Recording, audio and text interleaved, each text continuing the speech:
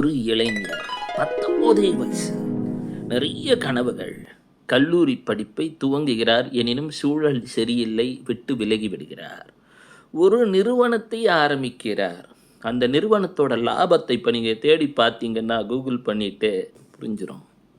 அவர்தான் mark Zuckerberg. இப்போ முகநூல் எல்லாம் சொல்கிறோம் இல்லையா, சமூக வலைத்தளங்களின் அரசனாக மாறிவிடுகிறார். எனவே பெரிய கல்வி அறிவு வேணும், இல்லைன்னா நல்ல வயசாக இருக்கணும்.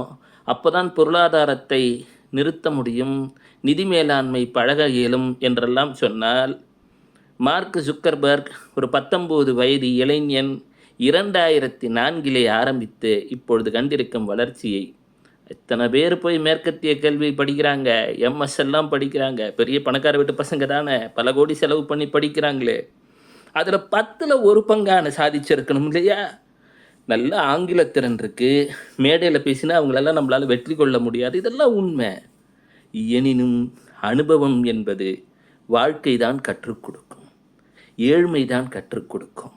ஏட்டுக்கல்வி தவறு கிடையாது, எனினும் அதற்கெல்லாம் இப்போ ஏஐ வந்துடுச்சு. நீங்கள் ஏட்டுக்கல்வியில் படித்து 10 நாள் எடுத்து முடிவெடுக்க வேண்டியதை 1 செகண்டில் ஏஐ செஞ்சிருது. செயல்படுத்த வேண்டியது தான் உங்ககிட்ட திறன் இருந்தால் போதும்.